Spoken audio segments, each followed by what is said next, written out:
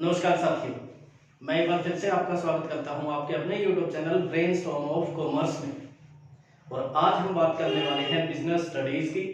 और business studies में जो हमारी फिलहाल सीरीज चल रही है उसका नाम है फाइनेंशियल मैनेजमेंट। और फाइनेंशियल मैनेजमेंट के अंदर हमने बात की थी फाइनेंशियल मैनेजमेंट की, role of financial management in the business. और उसके बाद बारी आई थी फाइनेंशियल डिसीजंस की, जिसमें हम इन्वेस्टमेंट डिसीजन के बारे में बात कर चुके हैं, फाइनेंसिंग डिसीजन के बारे में बात कर चुके हैं। उसी सीरीज को आगे बढ़ाते हुए आज हम बात करने वाले हैं डिविडेंड डिसीजन यानी लाभांश निर्णय की। आगे बढ़ते हैं और बात करते हैं हमारे आज के टॉपिक की। देखिए, कोई भी बिजनेस हो, कोई भी कंपनी हो, जब हमने बात की थी फाइनेंशियल डिसीजंस की, जैसे इन्वेस्टमेंट का डिसीजन है किसी भी कंपनी के लिए बहुत महत्वपूर्ण डिसीजन है। बिना इन्वेस्टमेंट डिसीजन के कोई भी कंपनी अपनी प्रोग्रेस के बारे में, डेवलपमेंट के बारे में या वेल्थ मैक्सिमाइजेशन के बारे में सोचना भी किसी कंपनी के लिए नामुमकिन सा हो जाता है, असंभव सा हो जाता है। उसी प्रकार फाइनेंसिंग डिसीजन सही तरीके से कंपनी के लिए काफ़ी हेल्पफुल है, ग्रोथ करने में, डेवलपमेंट करने में या उसके वेल्थ या प्रॉफिट मैक्सिमाइजेशन में बहुत बड़ी भूमिका अदा करते हैं। उसी प्रकार डिविडेंड डिसीजन का भी अपनी जगह एक बहुत बड़ा महत्व है। सबसे पहले अगर हम बात करें डिविडेंड डिसीजन में आगे जाने से पहले हम बात करते हैं केवल डिविडेंड की। आखिर ये डिविडेंड, जिसको हिंदी में कहा जाता है लाभांश, इसका अर्थ क्या है, इसका मीनिंग क्या है, डिविडेंड आखिर कहा किसको जाता है। देखिए, जब हमने फाइनेंसिंग डिसीजन के बारे में बात की तो उसमें हमने बात की थी कि कंपनी अपना जो फाइनेंस है वो कहाँ से इकट्ठा करेगी, लॉन्ग टर्म रिसोर्सेज या शॉर्ट टर्म रिसोर्सेज। अगर वो वीडियोस आपने नहीं देखे हैं फाइनेंसिंग डिसीजन का, इन्वेस्टमेंट डिसीजन का या फाइनेंशियल मैनेजमेंट और उसके रोल का, उनका जो लिंक है वो आपको डिस्क्रिप्शन में मिल जाएगा। पहले आप वो वीडियोस देख लीजिए। जो आपका डिविडेंड है, कंपनी जब अपना फाइनेंस इकट्ठा करती है तो रिसोर्स या सोर्स ऑफ फाइनेंस में हमने पढ़ा शेयर कैपिटल, अंश पूंजी। कंपनी शेयर के माध्यम से अपने लिए फाइनेंस इकट्ठा कर सकती है। और ये जो शेयर कैपिटल है, अंश पूंजी है, इसको दो हिस्सों में बांटा गया, इक्विटी शेयर कैपिटल और प्रेफरेंस। हिंदी में अगर बात करें इसको बोला गया समता अंश पूंजी और इसको बोला गया पूर्वाधिकार। तो ये जो भी शेयर होल्डर है कंपनी में, चाहे वो प्रेफरेंस शेयर होल्डर हो, चाहे वो इक्विटी शेयर होल्डर हो, जब ये कंपनी को पैसा देते हैं, कंपनी को फाइनेंस अवेलेबल करवाते हैं, तो इसके पीछे इनका भी तो कोई ना कोई लालच होगा। किसी ना किसी लालच में या किसी ना किसी वजह से इन्होंने कंपनी को पैसा दिया होगा। देखो, अगर कंपनी कहीं से लोन लेती है, बैंक से या किसी अन्य पार्टी से अगर वो लोन दे, तो उसके ऊपर कंपनी को इंटरेस्ट या ब्याज पे करना पड़ेगा। बिल्कुल वैसे ही जब कंपनी इक्विटी शेयर के माध्यम से या प्रेफरेंस शेयर के माध्यम से अपने लिए फाइनेंस इकट्ठा करती है, तो वहां पर जैसे लोन के ऊपर इंटरेस्ट दिया जाता है, बिल्कुल वैसे ही शेयर कैपिटल के ऊपर कंपनी को डिविडेंड देना पड़ता है। शेयर कैपिटल के ऊपर कंपनी को क्या देना पड़ेगा? डिविडेंड। समझे डिविडेंड को? देखिए, हिंदी में इसको बोला गया लाभांश। तो ये क्या हुआ? लाभ का अंश, लाभ का हिस्सा।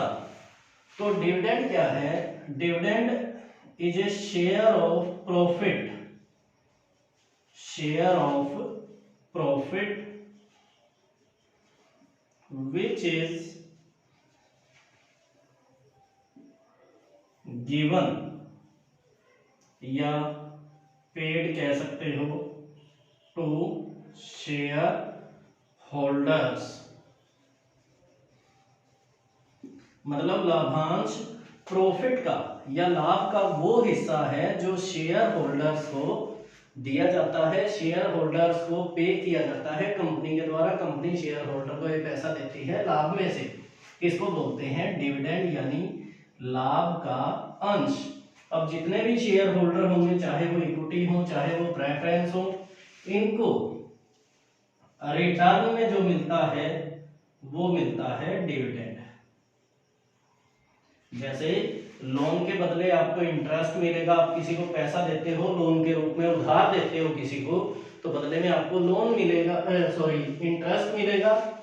बिल्कुल वैसे ही अगर आप किसी कंपनी के शेयर खरीदो, चाहे वो इक्विटी चाहे वो प्रेफरेंस, बदले में आपको क्या मिलेगा? डिविडेंड, यानी लाभ का हिस्सा। लाभ का एक हिस्सा, एक अंश आपको मिलेगा, जिसको कहा जाएगा डिविडेंड। अब बात आती है, ये जो डिविडेंड डिसीजन है ये कंपनी के लिए इतने इंपॉर्टेंट क्यों है? देखिए, कंपनी को जब भी कोई कंपनी काम करती है तो उसका उद्देश्य भी क्या है? प्रॉफिट कमाना। और प्रॉफिट के माध्यम से ही कंपनी अपने बिजनेस को सक्सेसफुली रन करती है, सक्सेसफुली अपने बिजनेस को चलाती है। जब कंपनी को प्रॉफिट होंगे तभी वो अपने बिजनेस को सही ढंग से चला पाएगी, क्योंकि उसके लिए फाइनेंशियल जो रिक्वायरमेंट है वो पूरी होती रहेगी और बाहर से या मार्केट से उसको पैसा नहीं उठाना पड़ेगा।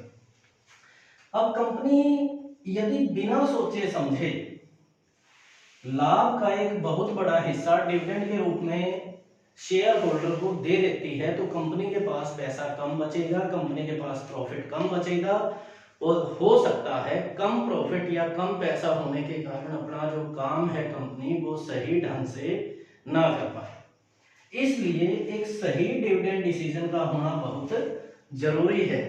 कंपनी डिविडेंड डिसीजन के अंदर बस यही डिसीजन लेगी, हाउ मच प्रॉफिट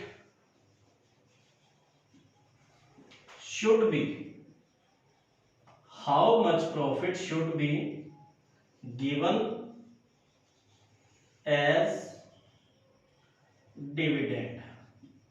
बस यही क्या है कंपनी के लिए डिविडेंड डिसीजन है, लाभांश निर्णय, कि जो कंपनी ने प्रॉफिट कमाया है उसमें से कितना प्रॉफिट या प्रॉफिट का कितना हिस्सा कंपनी को डिविडेंड के तौर पर देना चाहिए। हाउ मच प्रॉफिट या which share of profit should be given as dividend. Dividend के तौर पे कंपनी को अपने प्रॉफिट का कितना हिस्सा देना चाहिए, यही डिसीजन कंपनी के लिए क्या है? डिविडेंड डिसीजन है, लाभांश निर्णय। केवल यही कहलाएगा कि कंपनी ने जो प्रॉफिट कमाया है उसमें से कितना हिस्सा आप डिविडेंड के तौर पे देते हो और कितना हिस्सा आप अपने पास रखते हो रिटेन्ड अर्निंग के तौर पे। जब भी कंपनी को प्रॉफिट होगा तो ये प्रॉफिट दो हिस्सों में बटेगा। पहला हिस्सा आप कह सकते हो डिविडेंड का, दूसरा हिस्सा आप इसमें कह सकते हो रिटेन्ड अर्निंग। मतलब प्रॉफिट का वो हिस्सा जो कंपनी ने रिटेन्ड कर लिया, जो कंपनी ने अपने पास रख लिया। अपनी सिंपल सी घरेलू भाषा में अगर मैं बात करूं, ये सेविंग है, और एक ऐसी सेविंग है जो कंपनी को भविष्य में अपने कार्यों को पूरा करने में काम आएगी। अब आप कहोगे जी ये तो बात ठीक है, चलो लाभ का हिस्सा है और कंपनी ये डिसीजन लेगी कि लाभ में से कितना हिस्सा वो डिविडेंड के तौर पे देगी, लेकिन कंपनी के लिए ये डिसीजन इतना महत्वपूर्ण क्यों बन जाता है? अब आप सोचिए, अगर आपने किसी कंपनी के शेयर खरीदे, यहां मैं बात करूं शेयर होल्डर्स की, तो वो क्या चाहते हैं? वो चाहते हैं कि उनको मैक्सिमम शेयर ऑफ प्रॉफिट मिले एज डिविडेंड। अब शेयर होल्डर क्या चाहेंगे? शेयर होल्डर तो यही चाहेगा ना कि उसको ज्यादा से ज्यादा डिविडेंड के तौर पे पैसा मिले, ज्यादा से ज्यादा उसको प्रॉफिट मिले, ज्यादा से ज्यादा उसको लाभ मिले। दूसरी तरफ जो ऑर्गेनाइजेशन है, जो कंपनी है, वो चाहेगी ज्यादा से ज्यादा पैसा वो क्या करे? अपने पास रिटेन्ड अर्निंग के तौर पे रखे, ताकि वो अपने कार्यों को सही ढंग से पूरा कर पाए। अब इन दोनों के बीच में तालमेल बनाना बहुत जरूरी है। अगर कंपनी बिना सोचे समझे ज्यादा पैसा अपने पास रख लेगी, ज्यादा प्रॉफिट अपने पास रख लेगी रिटेन्ड अर्निंग के तौर पे, तो इससे क्या होगा, शेयर होल्डर को कम शेयर मिलेगा प्रॉफिट का। और यदि शेयर होल्डर को कम शेयर प्रॉफिट का मिलता है तो यह भी हो सकता है कि वो शेयर होल्डर कंपनी से नाराज हो जाएं। और यदि वो कंपनी से नाराज होंगे तो इसका मतलब क्या वो उस कंपनी के शेयर खरीदेंगे? बिल्कुल नहीं। और यदि वो आगे उस कंपनी के शेयर नहीं खरीदेंगे तो इसका मतलब क्या होगा, कंपनी की जो रेपुटेशन है वो कहीं ना कहीं डाउन होगी मार्केट में। और यदि कंपनी की रेपुटेशन डाउन हो जाती है तो भविष्य में कंपनी अपनी फाइनेंशियल रिक्वायरमेंट को पूरा नहीं कर पाएगी, या कंपनी को प्रॉपर फाइनेंस नहीं मिलेगा अपने कार्यों को पूरा करने के लिए। दूसरी तरफ अगर वो सिर्फ अपने शेयर होल्डर को खुश करने के लिए ज्यादा डिविडेंड दे देती है, अब ज्यादा डिविडेंड यदि कंपनी ने दे दिया तो इसका मतलब क्या होगा, कंपनी के पास कम प्रॉफिट बचेगा, रिटेन्ड अर्निंग के तौर पे उसके पास कम प्रॉफिट बचेंगे। और यदि उसके पास प्रॉफिट कम होगा तो वो अपना कार्य भी सही ढंग से नहीं कर पाएगी। जो उसने डेवलपमेंट के बारे में सोचा है, जो ग्रोथ के बारे में वो बात कर रही है, जो वेल्थ मैक्सिमाइजेशन के बारे में या प्रॉफिट मैक्सिमाइजेशन के बारे में बात की जा रही है, वो कोई भी उद्देश्य कंपनी का पूरा नहीं हो पाएगा।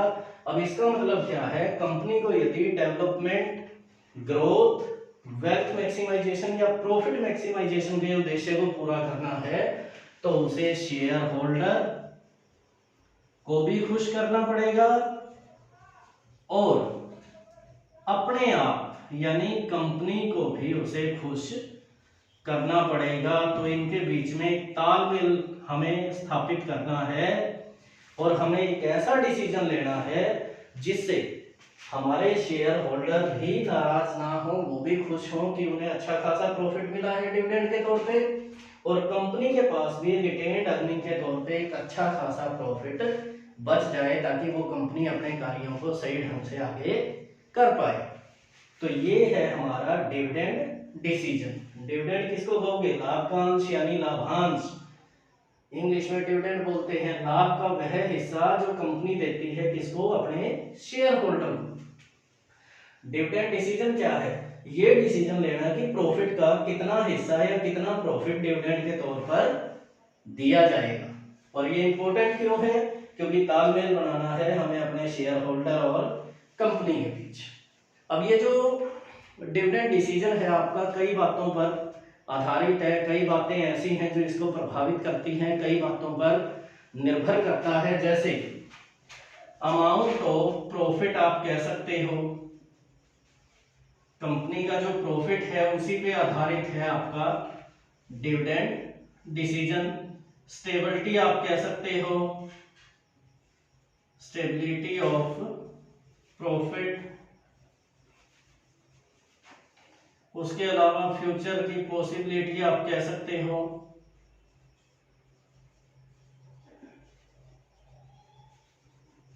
इसके अलावा आप इसमें ले सकते हो cash position of the company,